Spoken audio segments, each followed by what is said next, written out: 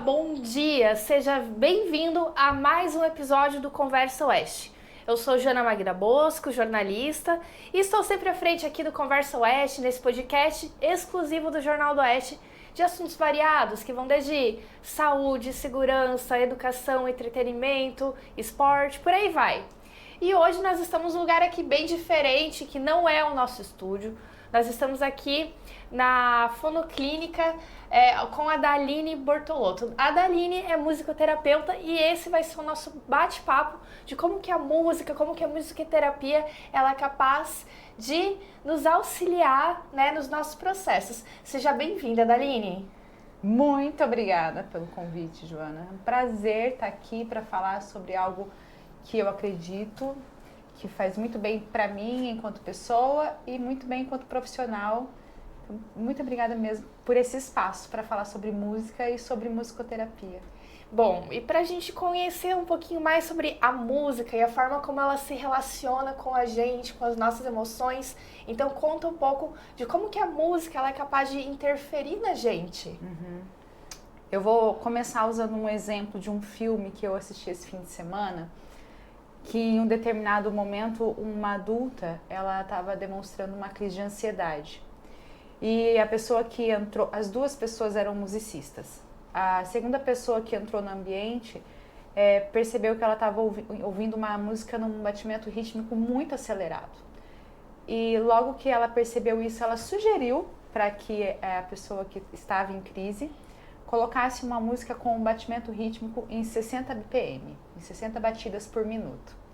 E elas colocaram então a música, justamente para fazer com que a frequência da batida cardíaca da pessoa reduzisse. E aí, para quem trabalha com música, foi interessante que, como as duas eram musicistas, e ao começarem a ouvir a música, uma delas falou: "Ah, mas não é 60, é 64", porque ela percebeu que estava uma batida rítmica um pouquinho mais acelerada do que foi proposto, né? Então, essa é uma das formas. A música, a batida rítmica de uma música, ela pode tanto elevar o batimento cardíaco de uma pessoa, como deixar o batimento cardíaco um pouco mais calmo, mais tranquilo. E aí, claro, isso pode reduzir, minimizar a ansiedade ou a sensação, o sentimento que a pessoa tem naquele momento. Então, como que a musicoterapia ela entra para auxiliar nos processos, né? Seja desde a infância até a adolescência, em questões de neurodivergência, enfim, como que acaba auxiliando nesse processo? Muito bem. Então, na proposta musicoterápica, a gente costuma falar, nós estudamos que nós temos 4 técnicas específicas. Nós temos a técnica da improvisação, a técnica da composição, da apreciação musical e do fazer musical. Para que o paciente, ou a pessoa com que o profissional esteja trabalhando, trabalhe com essas 4 técnicas, né, ele não necessariamente precisa conhecer música, saber música. Então, qualquer pessoa pode fazer musicoterapia. Um pré-requisito para fazer musicoterapia não é, para ser paciente, né, público-alvo, não é saber música. E ele não vai sair daqui também, Joana, sabendo tocar um instrumento necessariamente. Esse não é o objetivo, né? Então, por meio dessas 4 técnicas que eu mencionei, a apreciação musical, o improviso, a recriação e a composição, o musicoterapeuta vai pensar um repertório que parta da vivência do paciente. Normalmente é a partir daí que o musicoterapeuta vai estruturar as sessões. Então, o que esse paciente ouviu na infância, se for um paciente, né, adolescente, adulto? O que faz bem para ele? O que acalma? O que deixa feliz? O que proporciona alguns sentimentos de alegria? O que faz ele refletir mais? Então, o musicoterapeuta vai pensar a sessão, né, a partir dessas 4 técnicas, dessas 4 propostas, a partir do repertório do paciente. E é claro, a partir daí ele vai ampliando esse repertório, vai trazendo um repertório novo a partir do gosto musical do paciente. Isso quando a gente fala de pacientes que procuram a musicoterapia para transtornos de ansiedade, e outros transtornos, né? Depressão. Quando a gente fala do grupo do público neurodivergente, do público, por exemplo, da infância, que tem comprometimentos de desenvolvimento da fala e faz já um tratamento com fonoaudiólogo e outros terapeutas, a gente vai pensar também em práticas musicoterápicas, Joana, que vão ao encontro dessa necessidade, e a gente também pensa em repertório para essas crianças, especificamente para essas crianças. Então, que repertório que essa minha criança escuta em casa? O que ela gosta de ouvir, de cantar? O que a família canta para ela? E a partir dessas canções, o musicoterapeuta vai pensando brincadeiras, pensando trazer brinquedos e instrumentos para o setting musicoterápico para potencializar o desenvolvimento da fala, como foi o exemplo que eu utilizei. Bom, a gente está com alguns instrumentos aqui e gostaria de que a gente fosse uma parte prática, assim, para a gente conhecer como que é esse trabalho ali diante do teclado, do ukulele, enfim, do que a gente tem aqui. Conta pra gente então um pouquinho como que a gente pode, como que é essa interação prática. Tá. Então eu vou tentar compartilhar com vocês um pouquinho de como é o meu dia a dia aqui. É claro que o plano de atendimento ele é muito específico, porque vai depender muito da necessidade de cada paciente, do objetivo que eu realizo, né, para trabalhar com cada paciente. Mas normalmente a sessão musicoterápica ela tem uma estrutura fixa, podendo ter uma flexibilidade dependendo do paciente, de como o paciente chega aqui na sala, mas ele normalmente tem uma estrutura para o paciente entender, principalmente quando é criança e precisa dessa rotina, que a sessão de musicoterapia está começando, então a gente começa com uma canção de acolhida, um oi, começa com propostas um pouquinho mais tranquilas para ele ir se familiarizando com o que a gente vai trabalhar naquele dia. E aí, depois dessa proposta de acolhida, a gente vai para as propostas com o foco que eu quero desenvolver naquela criança ou naquele paciente naquele dia, com as canções do repertório dele. E para encerrar a sessão, uma canção de despedida. Então, quando eu vou trabalhar com crianças bem pequenas, uma criança, por exemplo, não verbal, que não se comunica de forma verbal, ou um bebê, eu procuro trabalhar ou com o teclado ou com o ukulele, não necessariamente eles, posso usar outros instrumentos, com uma canção, por exemplo, como a música do Oi, para ensinar a função social do Oi, do cumprimento, e também o nome da criança. Posso fazer com você? Claro! Vou usar seu nome, então. Então, a gente trabalha com uma canção bem simples, que tem 2 comandos, o oi e o nome da criança. E ela é mais ou menos assim. Oi, oi, oi. Oi, Joana, oi. Oi, oi, oi. Oi, Joana, oi. Legal. Então, essa é uma das canções que eu utilizo com os bebês ou uma criança não verbal, uma canção bem curta, bem simples, para ensinar a função social do cumprimento, de como a gente cumprimenta o outro quando a gente chega num determinado espaço, e também para a criança compreender que a sessão de musicoterapia está iniciando. Essa é uma delas, né? Quando a criança é um pouquinho maior já, que já tem um repertório de palavras um pouquinho maior, eu utilizo outras canções, outras brincadeiras. Enfim, depois a gente vai para a sessão. Como eu disse, normalmente a gente vai para o repertório do paciente, o que ele tem já de bagagem, né, cultural, o que ele canta.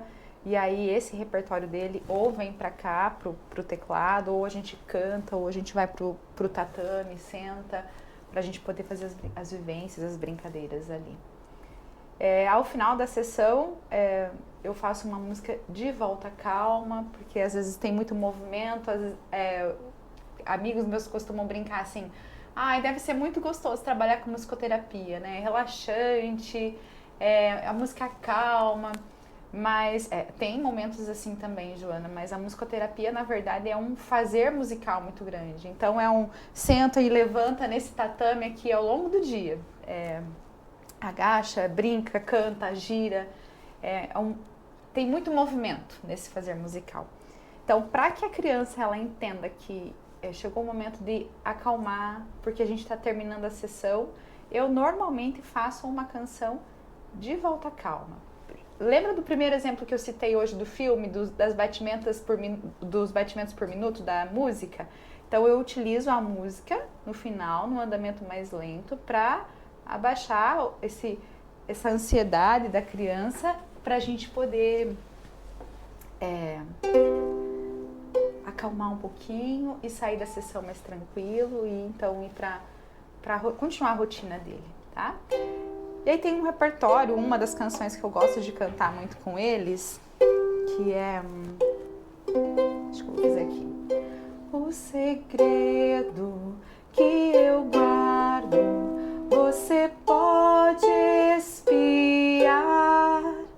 O segredo que eu guardo, você pode espiar.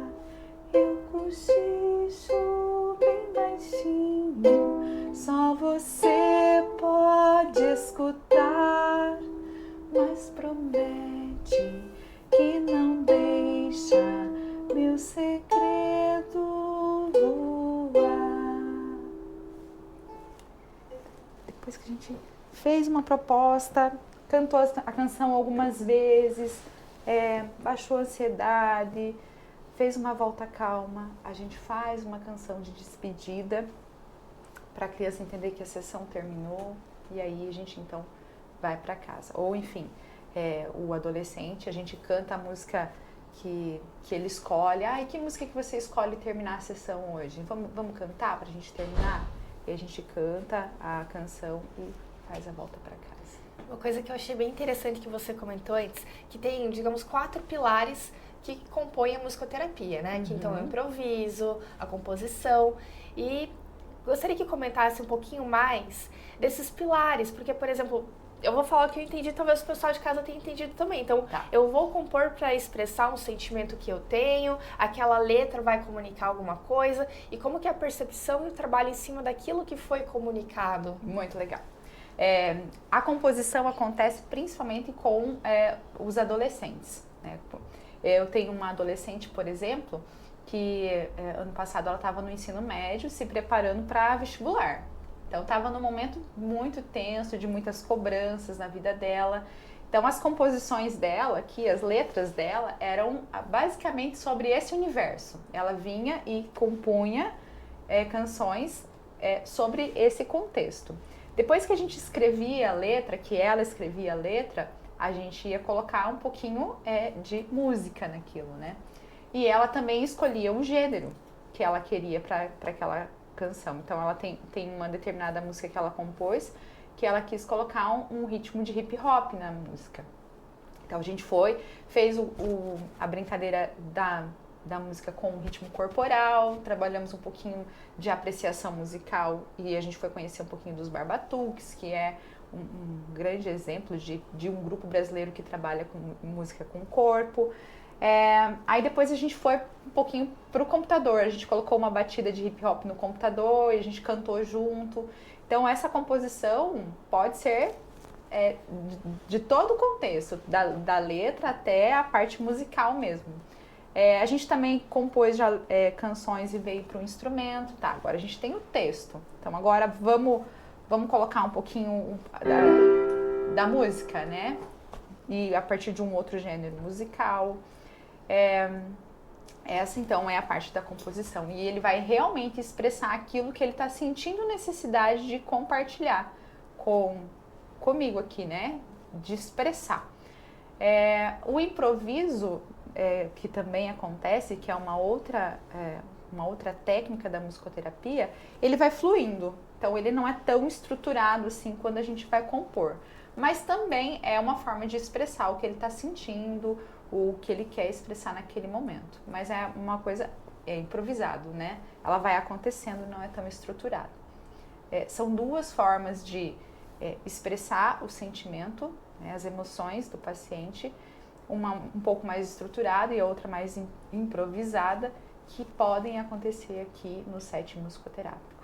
E uma coisa muito legal que eu gosto do trabalho com os adolescentes, que já tem essa possibilidade de escolha, é que eu estruturo a sessão, mas eu dou liberdade para o paciente chegar aqui e falar: eu quero começar por essa proposta, eu quero trabalhar com essa música. Então nunca ou quase nunca a música é do musicoterapeuta. Normalmente a música é do paciente. Às vezes eu penso na música: olha, eu pensei nessa música hoje, o que você acha?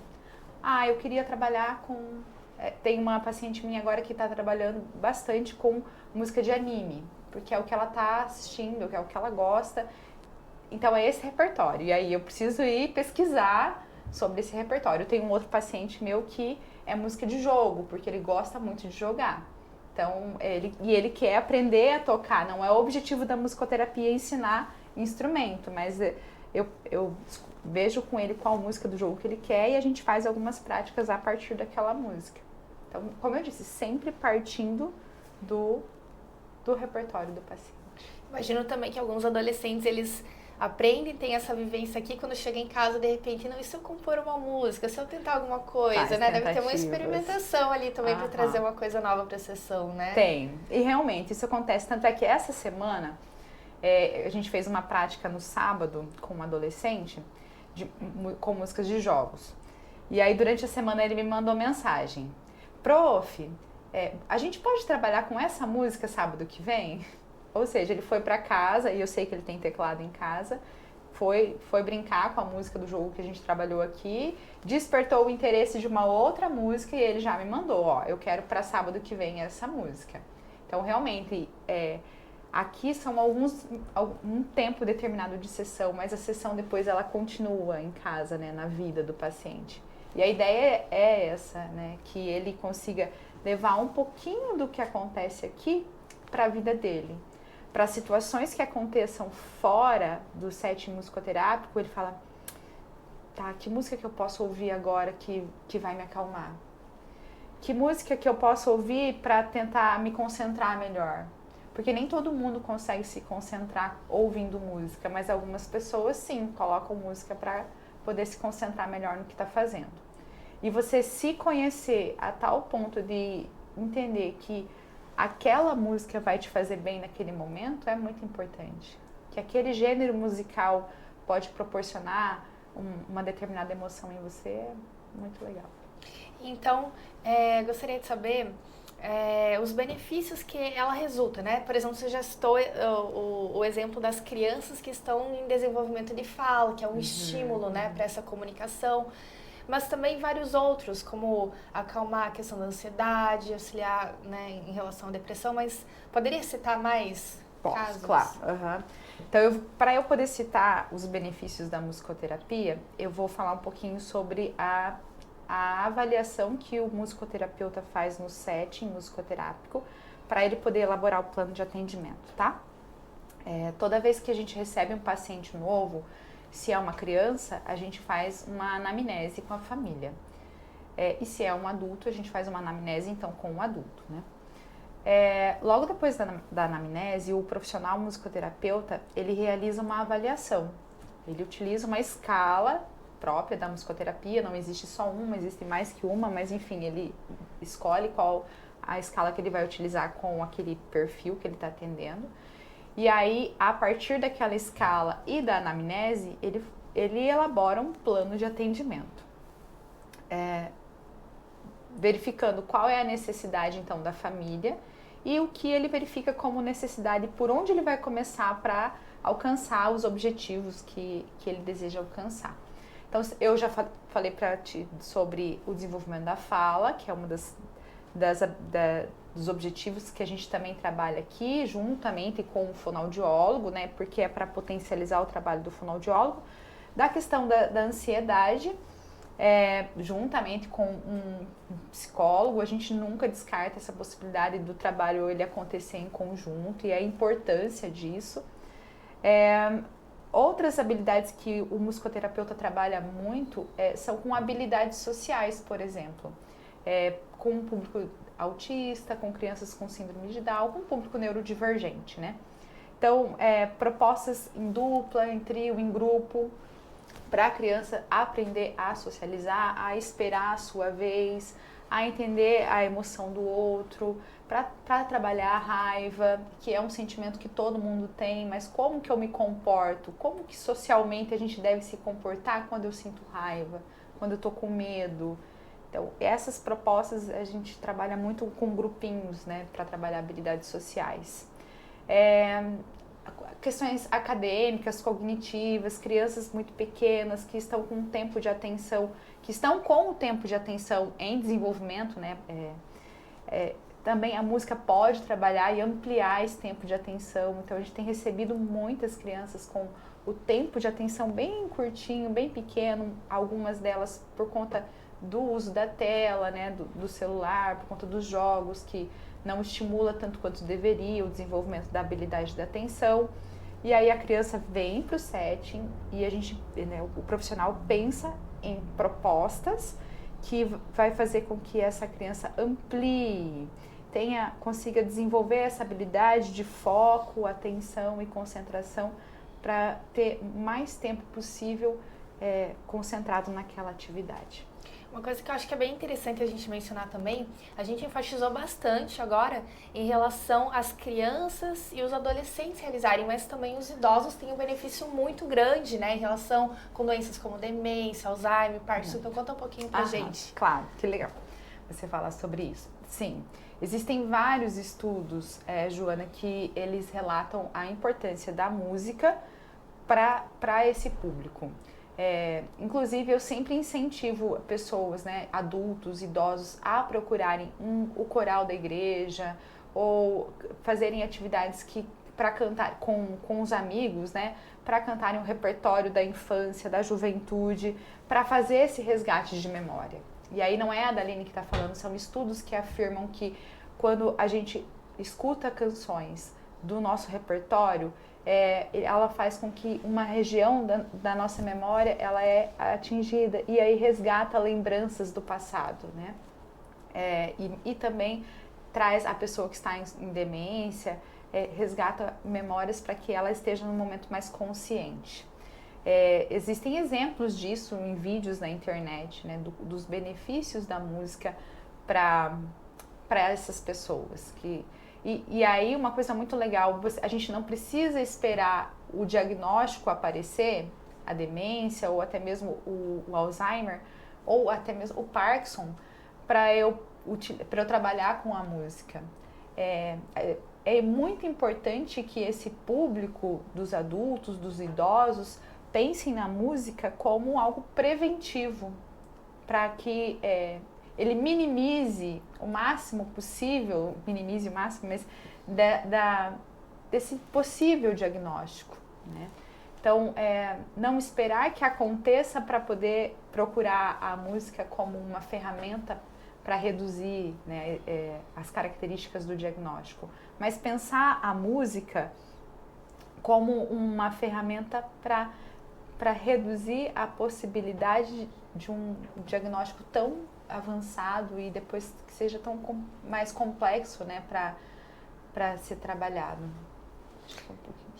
Daline, bom, já que a gente está com o instrumento aqui, vamos fazer o improviso? Vamos fazer o improviso. O que seria esse improviso? Já que a gente está começando amanhã, o pessoal aí que está nos acompanhando, com uma tranquilidade, né? Você comentou das batidas, das BPMs, então, uma coisa pra gente ir assim, encerrando, pra daí você depois fazer essa consideração final. Pode ser? Pode ser. Então tá bom. Então vamos lá, deixa eu pensar aqui. Deixa eu pensar o que os meus pacientes gostam de ouvir, tá bom? Ah, meu Deus.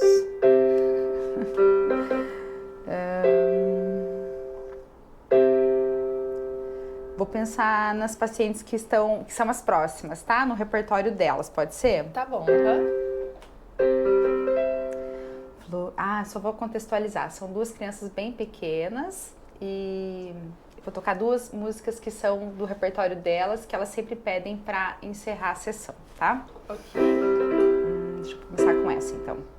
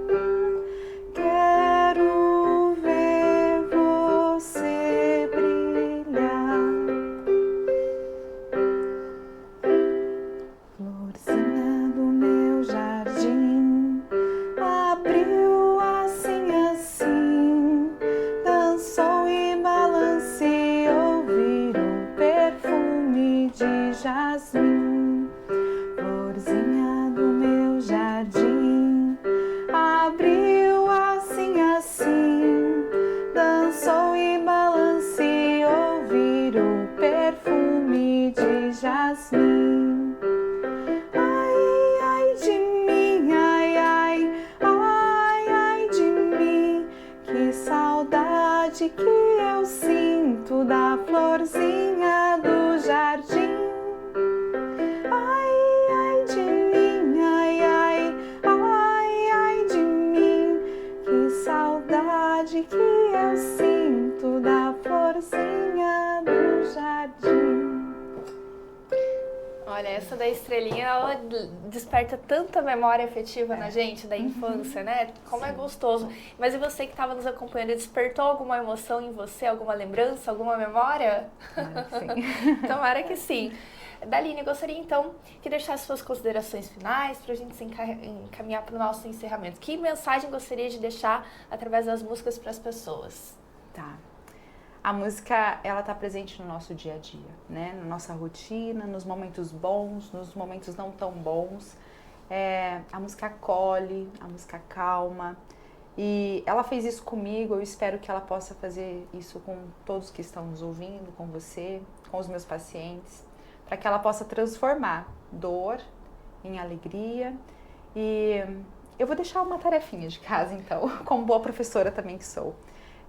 Terminando aqui o podcast, eu gostaria muito que cada ouvinte procurasse lembrar uma música que fez e faz muito bem para si. E fecha os olhos e ouça com atenção para tentar refletir um pouquinho dos benefícios dessa música para a sua vida. Tá? Eu espero que a música sempre esteja presente na vida de quem está nos ouvindo, na sua, na do Marcelo e dos meus pacientes. Daline, eu agradeço muito, foi muito legal conhecer um pouquinho mais a musicoterapia, para a gente ter essa consciência do quanto que a música ela interfere nas nossas emoções, nos nossos sentimentos. Então, esse convite que a Daline fez, sinta um pouquinho mais do seu corpo, o que essa música está comunicando para você. Muito obrigada, Daline, eu que agradeço. Pelo bate-papo de hoje. Muito obrigada, um prazer. E agradeço você também que nos acompanhou aqui até o final de mais um episódio, de mais um bate-papo. E nós voltamos então na segunda-feira, às 8h30 da manhã, para falar sobre hip hop com o pessoal da Fábrica do Hip Hop. Que legal. Então vamos continuar aí nessa área da música, na área cultural. Então nós nos vemos na próxima semana e até breve.